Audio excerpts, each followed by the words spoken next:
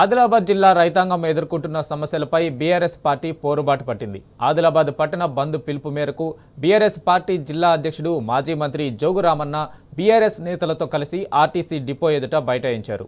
టైర్లు కాల్చేశారు. అటు జోగు రామన్న ఇచ్చిన బంద్కు అఖిలపక్షం రైతు సంఘాల నేతలు, ప్రజా సంఘాలు, వ్యాపార సంస్థలు మద్దతు పలికాయి. బంద్ నేపథ్యంలో ఆర్టీసీ బస్సులు డిపోకే పరిమితమయ్యాయి.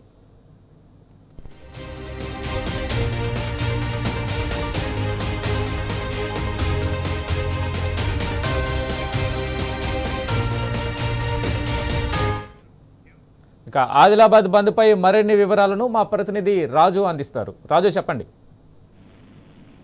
వెంకటేష్, జిల్లాలో రైతాంగాన్ని ఎదుర్కొంటున్న సమస్యలపై ఇప్పటికే బీఆర్ఎస్ పార్టీ పోరుబాట పట్టడం జరిగింది. గత 5 రోజులుగా నిరసన కార్యక్రమం చేపట్టడం జరుగుతుంది.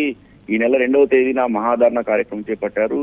అలాగే 3వ తేదీన ఎంపీ ఎమ్మెల్యేల ఇళ్లను ముట్టడించారు. 5వ తేదీన నిన్న కలెక్టర్ కార్యాలయాన్ని ముట్టడించారు. ఈ రోజు బంద్కు పిలుపునివ్వడం జరిగింది. బీఆర్ఎస్ పార్టీ జిల్లా అధ్యక్షుడు మాజీ మంత్రి జోగు రామన్న ఆధ్వర్యంలో ఈరోజు బంద్ చేపట్టడం జరిగింది.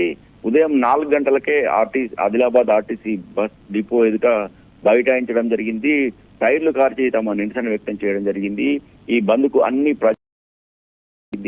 గత 5 రోజులుగా ఆందోళన కార్యక్రమాలు చేపడుతున్న ప్రభుత్వంలో ఇప్పటివరకు ఏమాత్రం కదలిక రాకపోవడం పట్ల బీఆర్ఎస్ పార్టీ నాయకులు, అలాగే బీఆర్ఎస్ పార్టీ జిల్లా అధ్యక్షుడు మాజీ మంత్రి జోగు రామన్న రైతులు తీవ్ర ఆవేదన వ్యక్తం చేస్తున్నారు. ఈ బంద్ కు అన్ని ప్రజా సంఘాలతో పాటు వ్యాపార వాణిజ్య సంఘాలు మద్దతు తెలపడంతో బంద్ మాత్రం ప్రశాంతంగా కొనసాగుతుంది.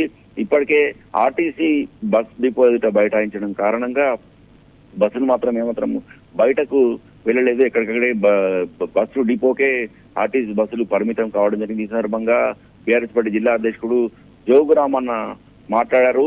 ఈ జిల్లాలో గత 5 రోజులుగా రైతుల పక్షాన బీఆర్ఎస్ పార్టీ పోరాటం చేసి నిరసన కార్యక్రమాలు చేపడుతున్న ప్రభుత్వం మాత్రం ఇంతవరకు ఎలాంటి చర్యలు తీసుకోకపోవడం, అలాగే ఈ రైతుల సమస్యను పరిష్కరించడంలో చొరవ చూపకపోవడం పట్ల ఆందోళన వ్యక్తం చేశారు. కేవలం రైతులకు న్యాయం కోసమే బీఆర్ఎస్ పార్టీ పక్షాన తాము పోరాటం చేస్తుంటే ప్రతిపక్షాలు ఇటు కాంగ్రెస్ పార్టీ మాత్రము బీజేపీకి సంబంధించిన నాయకులు బీఆర్ఎస్ పార్టీ రాజకీయం చేస్తుందని విమర్శిస్తున్నారు తప్పితే రైతుల సమస్యలను పరిష్కరించలేకపోతున్నారు.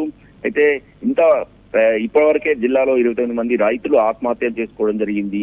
కలెక్టర్ నియమించిన 3 మెన్ కమిటీ ఆధ్వర్యంలోనే ఇప్పటికే కొనుగోలు చేసిన సోయా పంటను, గ్రామాలలో కొనుగోలు చేసిన సోయా పంటను మార్క్ఫెడ్, అలాగే నాఫెడ్ నాణ్యత సరిగా లేదని చెప్పేసి సోయా పంట రంగు మారిందని చెప్పి తిరిగి వెనక్కి పంపడం పట్ల తీవ్రంగా ఆగ్రహం వ్యక్తం చేయడం జరిగింది.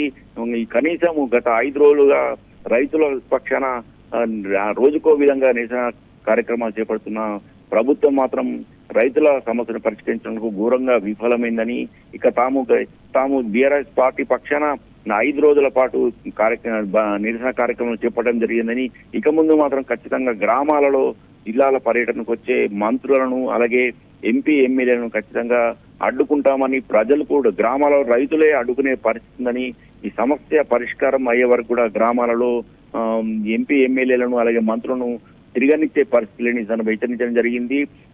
రైతుల పక్షాన పోరాడుతున్న బీఆర్ఎస్ పార్టీ ఖచ్చితంగా రైతులకు న్యాయం జరిగే వరకు ప్రతి సమస్య కూడా పరిష్కరించే వరకు కూడా తమ పోరాటం కొనసాగుతుందని చెప్పడం జరిగింది.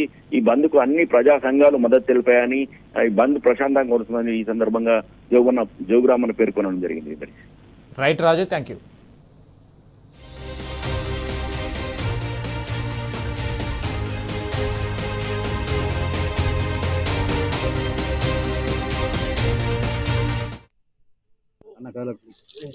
వరుసగా ఈసారి 4వ రోజు 363B ఆదిలాబాద్ చంద్రపూర్ హైవే పైన రైతుల సమక్షంలో బీఆర్ఎస్ పార్టీ రోడ్డు దిగ్బంధం చేసినాం.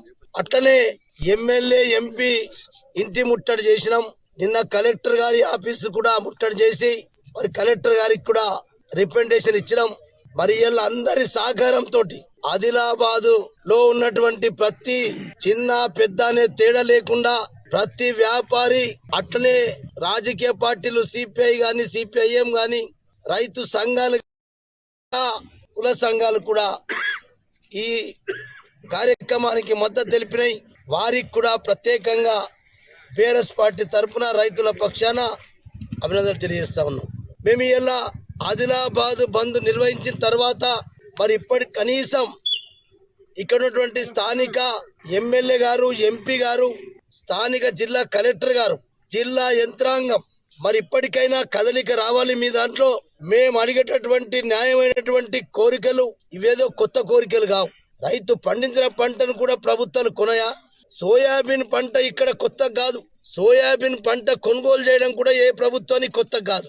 కానీ ఈసారి ఎందుకో గాని కేంద్ర ప్రభుత్వం కొనవలసినటువంటి వాటా కూడా కొనకుండా రాష్ట్ర ప్రభుత్వం మీద నెట్టేయడం, రాష్ట్రం కేంద్రం మీద నెట్టేయడం అంటే ఇంకా రైతులు ఆత్మహత్యలు చేసుకొని ఎందరు మంది సస్తే మరి కేంద్ర ప్రభుత్వం, ఈ రాష్ట్ర ప్రభుత్వం మరి రంగంలోకి వస్తాయని చెప్పి ఇలా ప్రశ్నిస్తున్నాం.